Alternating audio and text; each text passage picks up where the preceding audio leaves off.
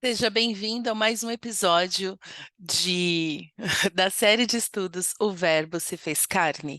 Eu ainda estou nervosa, ainda estou acostumada aqui com o vídeo, então tenha paciência comigo. Mas eu quero muito compartilhar com vocês. Eu gostaria muito que você embarcasse nessa jornada realmente de coração aberto, que você pegue a sua Bíblia, você não fique realmente com o que eu falo aqui, mas o que eu falo aqui, se te despertar para ir mais fundo na sua leitura bíblica, na sua devocional, no seu relacionamento com Jesus, já vou ter atingido o meu propósito. Porque o meu propósito não é fazer com que você fique aqui para sempre, mas realmente o meu propósito é te incentivar, te encorajar a ir mais profundo no seu relacionamento com Jesus. Amém? Então, ai, perdão, acabou de passar aqui um carro empolgado, espero que não tenha atrapalhado a gravação. Vamos que vamos. Então, pega a sua Bíblia, caderno, caneta e vamos para a nossa aula de hoje. Vamos orar? Pai, obrigada pela tua presença, obrigada porque hoje temos acesso, Senhor, à tua Bíblia, à tua palavra. Ministra, Senhor, aos nossos corações a tua vontade e a tua verdade. Seja o Senhor a nos trazer entendimento, a trazer luz. Abençoa-nos, Senhor, com entendimento da tua palavra. É o que te pedimos, Pai, em nome de Jesus. Amém. Amém? Então, estamos no capítulo 1 do Evangelho de João.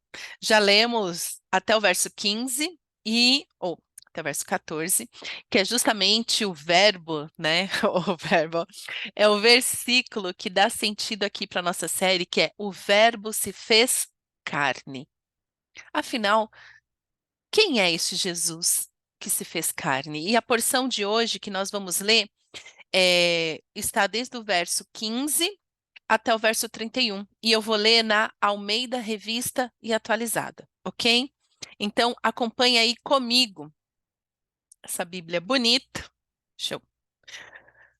É, João, capítulo 1, a partir do verso 15, que diz: João testemunha a respeito dele e exclama: Este é o de quem eu disse: O que vem depois de mim tem, contudo, a primazia, porquanto já existia antes de mim. Então aqui ele começa falando assim, gente, Jesus, ele já existia, ele sempre existiu. Afinal, como nós já vimos aqui, ele estava desde Gênesis, aliás, antes de Gênesis, porque ele é Deus.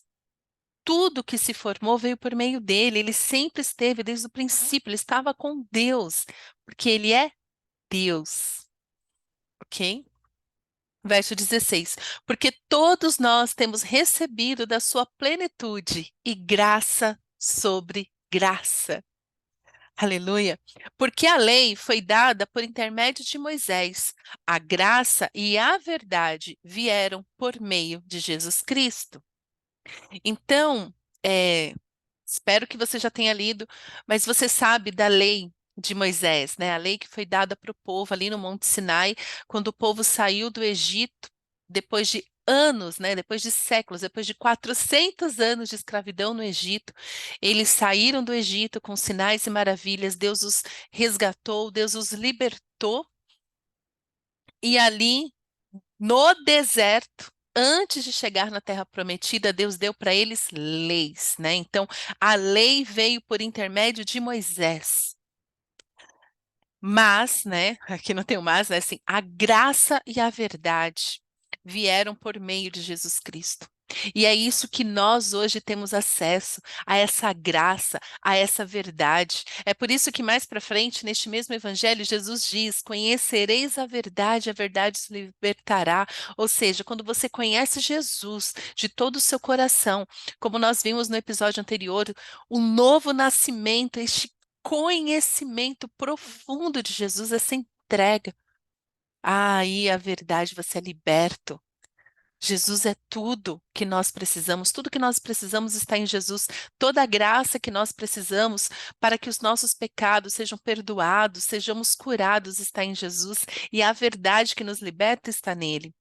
Verso 18: Ninguém jamais viu a Deus, o Deus unigênito, que está no seio do Pai, é quem o revelou. o Pai nos revelou o Filho. É maravilhoso isso, verso 19. Este foi o testemunho de João quando os judeus lhe enviaram de Jerusalém sacerdotes e levitas para lhe perguntarem: Quem és tu? Que você tá, que alvoroço é esse que você está fazendo? Quero saber quem é você. Eu acho interessante eles chegarem para João e perguntar isso. Porque João estava o quê? João estava pregando o arrependimento de pecados para novidade de vida. João, como nós vamos ler daqui a pouco, ele é o que está profetizado em Isaías, a voz que clama no deserto. Este é João. E então, né, os sacerdotes, levitas, vieram perguntar assim: quem é você? A gente está querendo saber que alvoroço é esse que está acontecendo, você aqui batizando pessoas. Quem é você? A gente tem que ter essa coragem de fazer essa pergunta para as pessoas, né? Porque o politicamente correto está deixando os crentes muito sem ser crente, né? Tem essa coragem de perguntar: quem é você? Quem é você? E João responde com propriedade. Verso 20: Ele confessou e não negou. Confessou: Eu não sou o Cristo. Então lhe perguntaram: Quem és, pois? És tu Elias? Ele disse: Não sou. És tu o profeta? Respondeu: Não. Disseram-lhe, pois: Declara-nos quem és, para que demos resposta àqueles que nos enviaram. Que dizes a respeito de ti mesmo? Tá, tá, você não é o Salvador, você não é o profeta, ou seja, você não é Moisés, você não é Elias, né? Sabendo que não é reencarnação, tá, gente? É por semelhança. Você é tipo Elias? Você é tipo Moisés? Moisés, ó. Você é tipo Moisés? É esta linha de raciocínio, ok? Então João respondeu: Eu sou a voz do que clama no deserto. Endireitai o caminho do Senhor, como disse o profeta Isaías. Ai, que lindo! Ora, os que haviam sido enviados eram de entre os fariseus e perguntaram-lhe: Então, por que batizas se não é o Cristo, nem Elias, nem o profeta? Respondeu-lhe João: Eu batizo com água, mas no meio de vós está quem vós não conheceis. Ou seja, ele está falando assim: ó, Jesus já está no meio de vocês. Porque Jesus ele já ensinava nas sinagogas nesse tempo. Lembra? Lá no templo, quando ele abre, ele ainda era uma criança. Então ele já estava ali ensinando, ele já estava ali, né, abrindo as escrituras e falando para os povos, né, e para as pessoas. Ele fala: Eu estou batizando, mas já tem alguém aí no meio de vocês. Mas vocês ainda não conhecem, porque Jesus ainda não tinha se revelado como Messias, o qual vem após mim, do qual não sou digno de desatar-lhes as correias das sandálias. Então, perdão, estas coisas se passaram em Betânia, do outro lado do Jordão, onde João estava batizando. No dia seguinte, viu João a Jesus, que vinha para ele, e disse: Eis o Cordeiro de Deus que tira o pecado do mundo. É este a favor de quem eu disse: após mim vem um varão que tem a primazia, porque já existia antes de mim. Eu mesmo não o conhecia, mas a fim de que ele fosse manifestado a Israel, vim, por isso batizando com água. E o que eu quero ler também está em Isaías, que é essa porção que João cita, fala assim: Eu sou essa voz que clama no deserto. Gente, essa é a riqueza de você ler a sua Bíblia e você começar a entender o seu propósito em Jesus. Nosso propósito hoje, Jesus deixou muito claro qual é o nosso propósito hoje. Sejam minhas testemunhas, sejam minhas testemunhas até os confins da terra. Então, a igreja está muito folgada com essa história de missões, que missões, é quando eu vou para outro país, quando eu vou para uma terra estranha, quando eu tenho que falar de Jesus para pessoas que nunca ouviram falar dele. Ai, não. Ser testemunha, este missionário, né? Porque mudaram o nome, né? Não sei. Enfim, não vou entrar aqui. Mas o nosso chamado é para testemunhar de Cristo. Eu já vou falar mais sobre isso. Mas a riqueza de você ler a Bíblia é que você entende quem você é e para que você nasceu real. Não é filosófico, não é teológico, ai, porque o pastor disse, ai, não sei o quê. Não, é você lendo as Escrituras e tendo convicção da sua identidade, do seu chamado, é você ter a sua experiência pessoal com Jesus e a partir disso ser uma testemunha dele, porque testemunha é algo do que ela viu. É real, ela viu, ela testemunhou, ela passou pela experiência. É isso que nós testemunhamos. Não é do que, eu ouvi dizer, não existe testemunha de, eu ouvi dizer que. Ouvi dizer o que de quem? Por quê? Para quê? Os advogados aqui vão concordar comigo. Mas, enfim, abre aí em Isaías, capítulo 40, versos de 3 a 5. Ouçam uma voz que clama, abram caminho no deserto para o Senhor.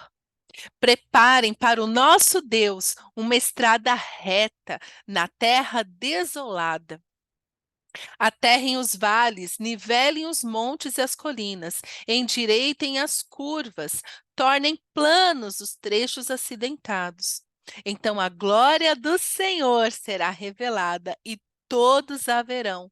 O Senhor falou. Amém? Então João, que é o João Batista, que ele nasce de um milagre, né? Então a sua mãe era estéril, quando o seu pai recebeu a visita de um anjo e falou assim: olha, você orou, Deus ouviu, mas o seu filho, é, não é apenas a resposta da sua oração, de querer que a sua esposa fique grávida e vocês tenham filhos. Não. Junto com essa promessa, vai também se cumprir nele. Ele é separado, porque ele vai anunciar o caminho do Senhor. Então eu imagino como que João Batista ele foi educado já neste propósito, porque o anjo já tinha dito para o pai dele, para a mãe dele. Então você que é pai, você que é mãe, enquanto você está gerando o seu filho, você já perguntou para Deus, Senhor, quais são os seus planos para esta criança, para que eu possa educar esta criança, já direcionando para o que o Senhor tem para ele. O que nós vemos, e eu não estou falando contra, mas a palavra de Deus também é muito clara quando diz assim: eduquem os seus filhos na instrução que vem do Senhor. Eu vejo isso daqui. Então, tem muitos pais que falam assim: o meu filho vai ser o que ele quiser. Aí a criança cresce confusa e tal. O que eu já tenho falado para quem não tem oportunidade, quando o filho é muito pequeno, eu fico assim: olha, presta atenção no que o seu filho gosta muito de fazer, coisas simples, que para nós é simples, mas nossa, ele gosta muito disso, assim, do que ele gosta de fazer mesmo, desde desenhar, pintar, cantar, interpretar, montar bloquinhos, eh, ou ele é muito curioso para coisas assim do corpo, medicina, já vai vendo a inclinação do coração dele, que provavelmente este é o dom dele, é o chamado dele. Já presta atenção, mas antes disso, conversa com o Senhor sobre o seu filho. Senhor, o que que o Senhor tem para o meu filho? Nenhuma vida é em vão, nenhuma vida é em vão. Ai, mas eu já tenho filhos. Dá tempo. Dá tempo de você despertar e falar assim: Senhor, como que hoje eu direciono os meus filhos para o que o Senhor tem para ele? Porque eu imagino João lendo Isaías, como estudioso da palavra que ele era, como ele se alimentava da palavra. Eu imagino ele falando assim: Uau, é isso aqui. Eu sou essa pessoa. Eu sou essa voz que clama no deserto. E eu fico imaginando ele lendo as escrituras e já sonhando com um dia que isso se cumpriria. Gente, quando a palavra de Deus diz que tem promessa aqui para nós, né? Quando um pregador fala, todas as promessas de Deus estão para você na Bíblia, não é só João 3,16, não é somente a promessa de salvação, é o seu chamado, é a sua vocação. Quando Jesus fala, sede minhas testemunhas, é também. Por quê? Porque é o seu testemunho que as pessoas vão ver e vão falar assim: que Deus é esse que você serve? Que salvação é essa que te dá essa alegria de viver? Porque os dias são maus. E os dias sempre foram maus. os dias sempre foram maus. Se você lê bem a sua Bíblia, principalmente quando eu leio o Pentateuco, eu fico assim, nossa, o povo era rebelde, né? Eu fico pensando, a gente tá achando que é rebelde, mas aqui, ó, tem gente dando lição pra gente de rebeldia. Mas é isso, meus queridos. João, ele lia, ele aprendia, ele sabia quem ele era em Cristo. Então, quando alguém fala assim, é você? Eu falo assim, eu quero te falar, é isso que Paulo fala.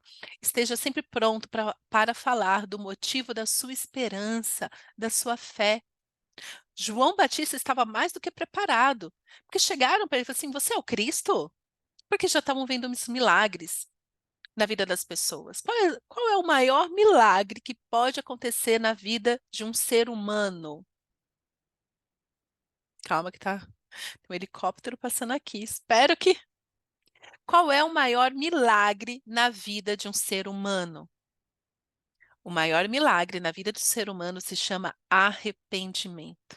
E este era o batismo de água que João Batista ele fazia, né? A gente vai continuar lendo, ele fala isso. Arrependei-vos, arrependei-vos. É chegado o reino de Deus. E agora nós que vivemos na ressurreição de Cristo, continuamos tendo o mesmo ministério de João Batista. É chegado o reino de Deus. É chegado o reino de Deus. Mas eu estou me antecipando porque a gente vai chegar lá. Mas eu amo essa passagem. Medita nisso. Isaías 40, versos de 3 a 5, né? Porque a voz que clama no deserto apontava para Jesus, e o verso 5 diz: Então a glória do Senhor será revelada e todos a verão. E foi exatamente isso que aconteceu. E eu amo que no verso 29 do capítulo 1 ele diz: No dia seguinte, então, depois dessa conversa aí, desse estresse, porque até então João não tinha visto Jesus, mas ele sabia que ele estava ali.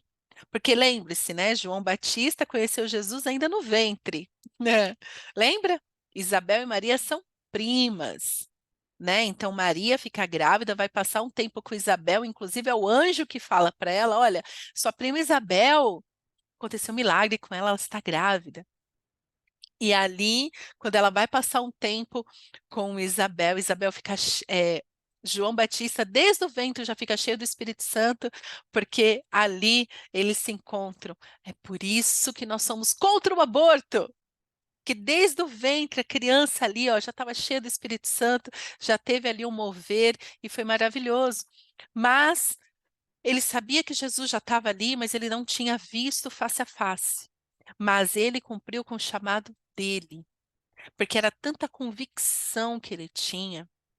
É, de novo, imagino ele sendo educado ali, né, sendo passado para ele as escrituras, os pais dele no temor do Senhor, né, tanto que o anjo encontrou o pai dele ali, enquanto o pai dele estava servindo no templo, era o período dele de serviço ali no templo. E então imagina esses pais no temor do Senhor falando, filho, imagina a emoção desses pais falando, filho, chegou o tempo, chegou o tempo. O nosso Messias nasceu. E é ali João, lendo a palavra, tendo a convicção do chamado dele. Porque, meus queridos, convicção do seu chamado ninguém vai te dar. A convicção do seu chamado, as pessoas podem até reconhecer o seu chamado, reconhecer os seus dons, reconhecer os seus talentos, mas a convicção do seu chamado vem do Espírito Santo que habita em você. E essa convicção só vem mediante o quê? Relacionamento com o Senhor, que se dá através da leitura da palavra. Então você vai ler e você é sobre mim isso daqui. Eu sou essa pessoa. Senhor, né? Às vezes nem a pessoa, você fala, Senhor, meu candidato. Eu quero ser essa voz que clama no deserto. E nós vivemos um deserto, né? As pessoas estão esfriando na fé. Existem pessoas muito confusas no que é crer em Jesus, no que é viver, ter vida com Jesus, o que é ser cheio do Espírito Santo, né? Tem gente aí que tem medo do tem medo do pentecostal, que blá, blá, blá, blá, e tem o pentecostal que é com medo do tradicional, porque ai, tem muita Bíblia, porque também tem essa bobagem, né? Essa mentira plantada inimigo, de que se você lê muita Bíblia, na verdade você fica mais cético do que crente. Pelo menos eu já ouvi falar isso. Ah, não lê muita Bíblia não, senão você perde a fé. Por quê? Porque Bíblia é livro para gente grande. Na verdade, Bíblia é para quem tem sede, tem fome de justiça, de cura. Eu comecei a ler a Bíblia assim vorazmente, continuamente, porque eu queria muito ficar curada. Se tinha uma coisa na minha vida, era que eu queria muito ficar curada das minhas dores emocionais, muito.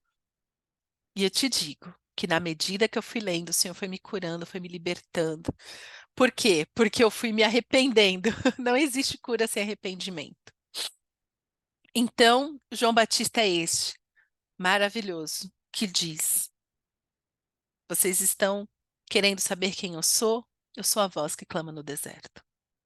E tá tudo bem, e tá ótimo ser a voz que clama no deserto.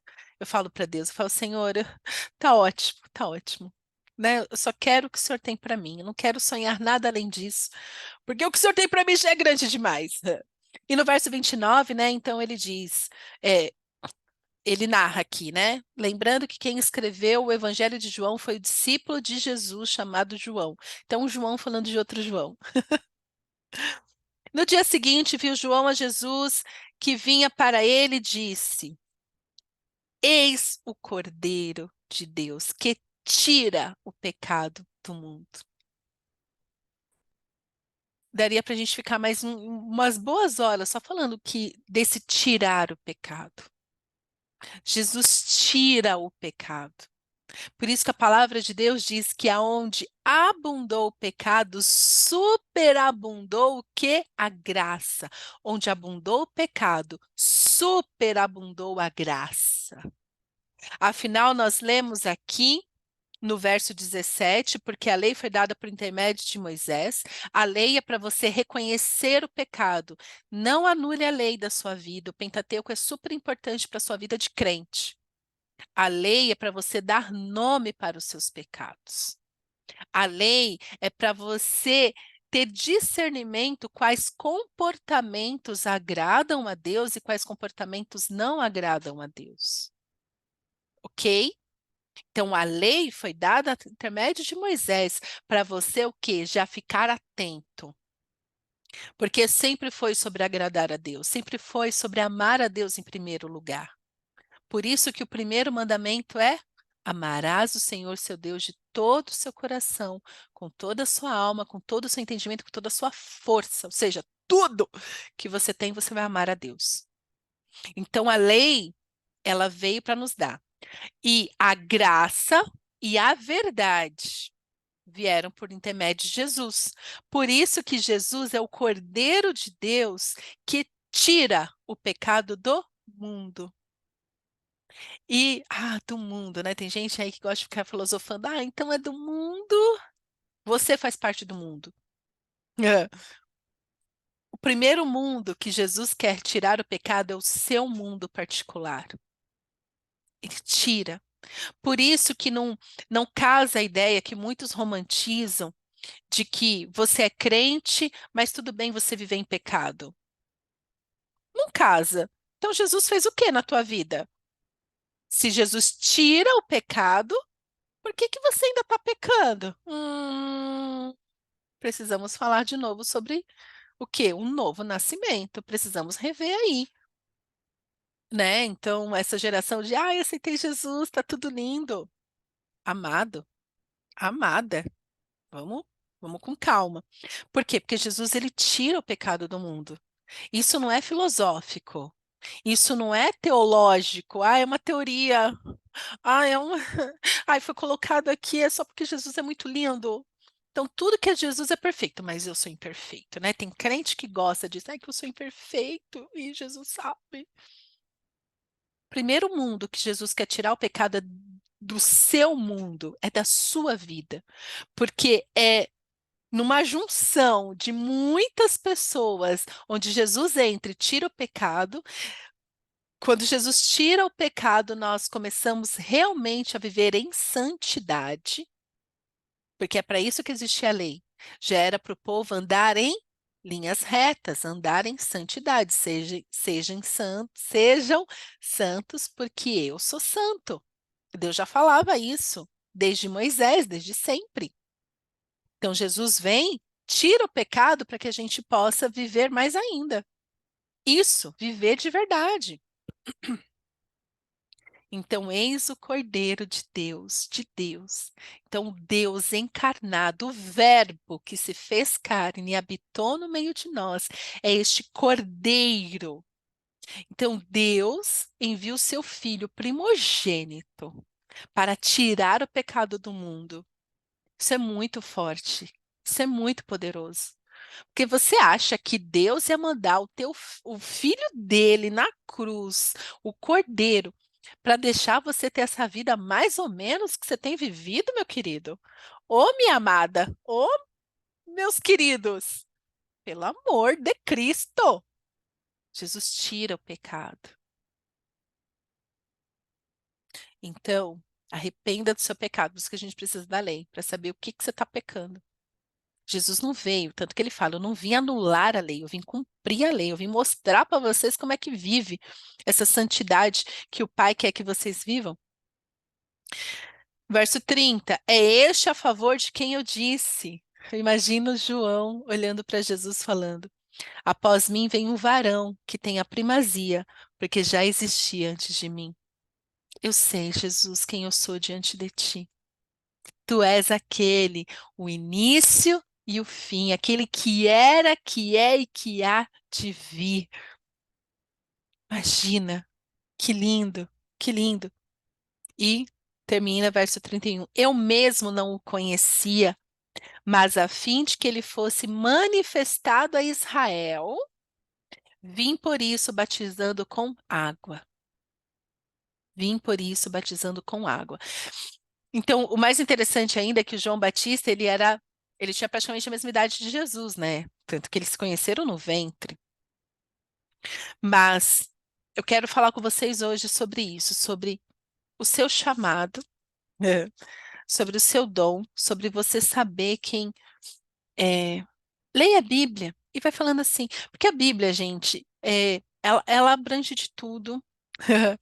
Eu gosto muito de falar, por exemplo, de talentos quando Deus manda eles fazerem um tabernáculo, ainda no deserto.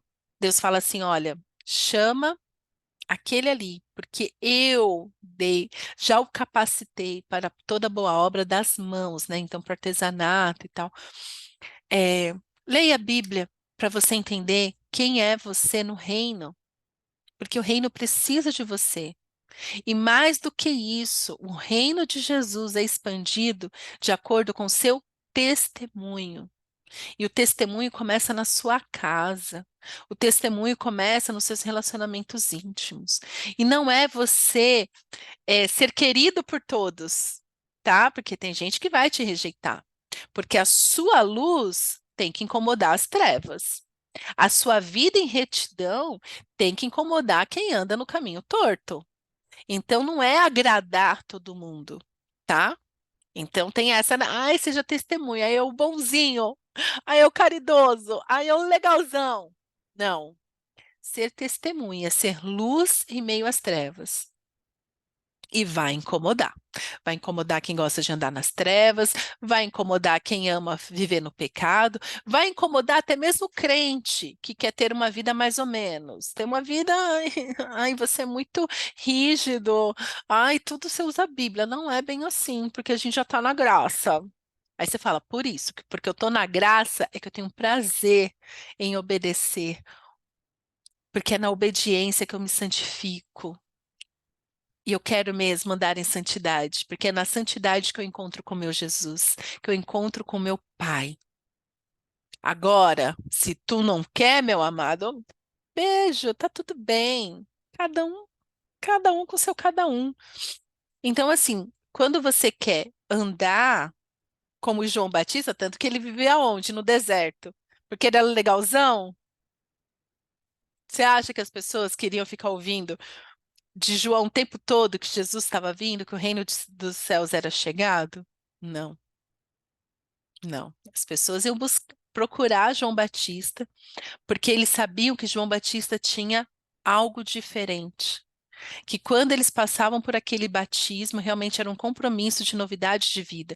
Então, quando você entende o seu chamado de ser testemunha de Cristo, onde quer que você esteja, você percebe que alguns vão se afastar, mas muitos vão se aproximar. Muitos vão se aproximar. Que você tenha o discernimento do Espírito Santo para ler a sua Bíblia, ter convicção do seu chamado e seja uma testemunha de Cristo e viva essa verdade. Eu não, eu sou apenas a voz que clama no deserto, mas eu conheço o Cordeiro de Deus que tira o pecado do mundo. E assim como ele tirou o pecado da minha vida, pode tirar também o pecado da sua vida. Porque a obra da cruz é completa. A obra da cruz é completa. Amém? É isso. Te vejo no próximo episódio. Vamos continuar ainda no capítulo 1, porque tem muita coisa para falar. Que o Senhor te abençoe. Que você tenha aí este encontro com o Cordeiro que tira o pecado do mundo.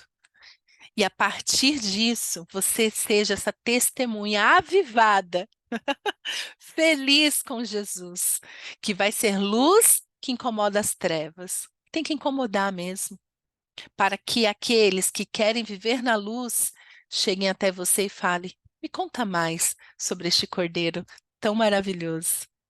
Amém? Um beijo e até a próxima.